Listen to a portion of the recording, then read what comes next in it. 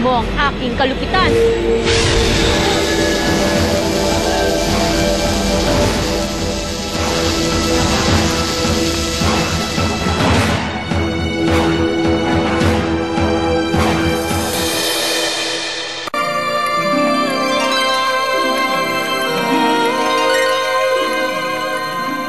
Wala ka ng respeto sa aking trono. Pangahas mo akong sinisigawan? Baka nakakalimutan mo, hawal ka lang at ako ang iyong reyna. Wala ka ng takot sa akin. Saro, pigilan mo ang mahal na reyna. Kawawa naman si Erebus. Gaano katagal natin siya padidetain dito? Hanggang sa madala siya sa korte. Non-bailable ang kasong kidnapping 1. Makinig kayo sa akin. Hindi ako kinidnap ni Paolo. Kusa ako sumama sa kanya. And why did you do that, Sheila May? Nagtano na ba kayo? Hindi! Eh, yun ang iisipin ng mga tao. Kung hindi ka nga kinidnap ng Paolong yan. You don't get it, Sheila May. This is a big disgrace. Hindi mo man lang ako binigyan ng kahihiyan. Ano na lang ang isipin ng mga tao? May anak akong disgrasyada? Lola Felicia? Isabel! Uy! Diyos ko, ano bang nangyari sa inyo? Lola Felicia, sobrang habang kwento. Alalang-alala kami ni Sir Fredo sa inyo, ah. Pare-pareho kayo ni Fredo. Wala na kayong ginawa sa akin kundi puro disappointments, puro kahihiyan. Yun lang ba mahalaga sa'yo? Yung sinasabi ng ibang tao? Na dapat pala hindi ka naman nagkaanak eh. Para hindi ka naman problema sa amin. We will always disappoint you. Kasi kahit anong gawin namin ni Kuya Fredo, we will never be good enough for you.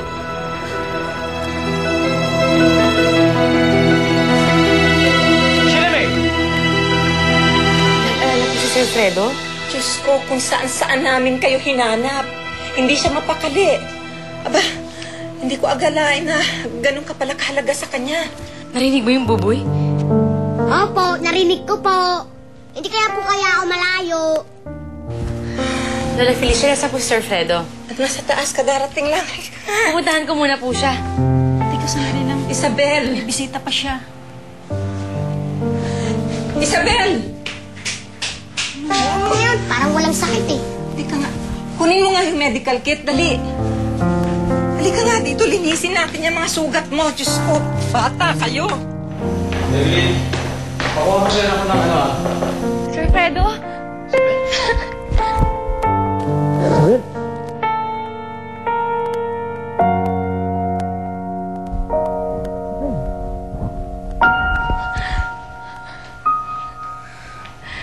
Sir Fredo, ang saya-saya ko dahil nakabalik na ako dito. Masaya rin ako. Ano nangyari sa'yo? Kasi pinatagal kita hinahanap. Ha? Ayos ka lang ba? Naku, Sir Fredo, napakadami nangyari sa akin. Akala ko hindi na ako makakabalik dito eh.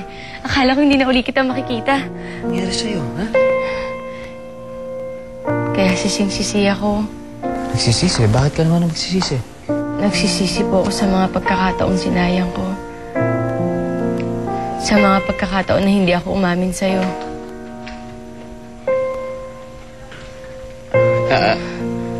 Anong ibig mong sabihin? Sir Fredo, may kailangan po kayo malaman tungkol sa akin. Tungkol sa pagkatao ko.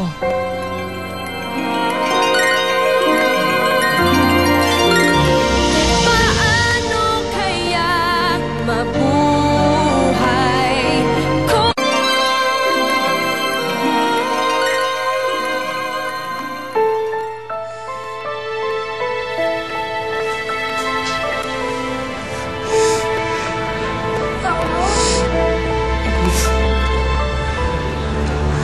Huwag mo na akong kausapin.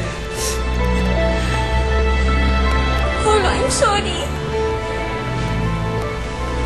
Umalis ka sa harapan ko. Ayaw na kitang makita kahit kailan.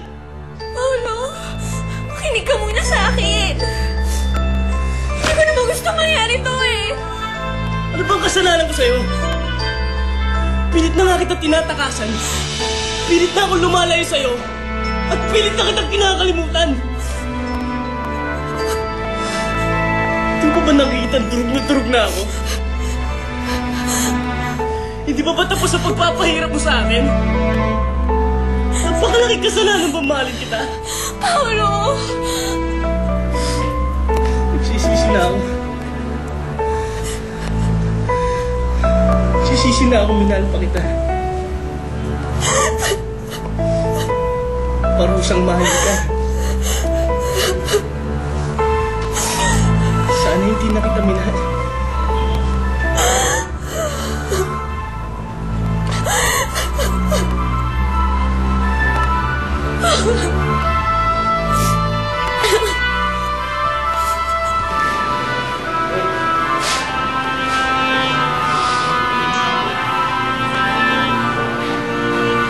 Umalis ka na!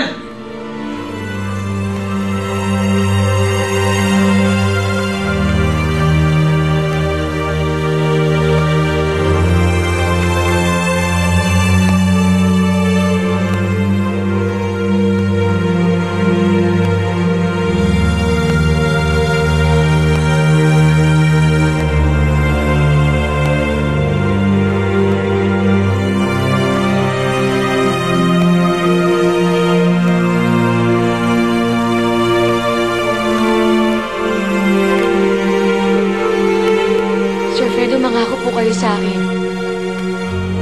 Kung ano may sasabihin ko't makikita mo, hindi magbabago ang pagtingin mo sa akin. Teka, Isabel. Naguguluhan ako ah. Ano ba yung dapat mong sabihin sa akin? Ano ba yun? Sabihin mo. Sige lang.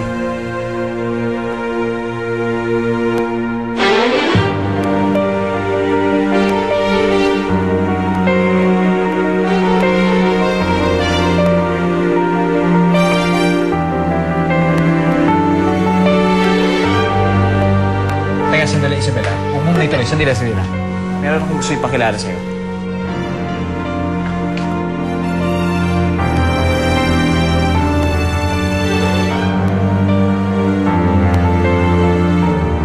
Sino siya?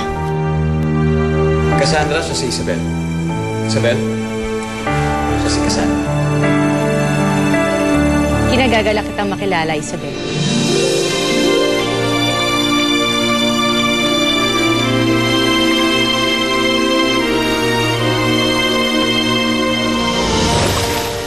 Ang ginawa ko sa Sir Fredo, kundi asikasuhin si Cassandra. Puro si Cassandra na lang. Samantalang ako, hindi niya na ako napapansin. Talain mo nga naman, oh. Ang matindi mo kalaban ay ang sarili mong mukha. Alam ba niyang ikaw si Berbola? Hindi. At hindi niya dapat malaman. Sino ka ba talaga? Alam ko nagpapanggap ka lang. Hindi, aksidente ako. Muntik na ako malunod. Nakita ko si Cassandra noon. Sinagip niya ang buhay ko. Hindi. Kaya... Hindi si Cassandra nagligtas sa'yo. Kundi ako.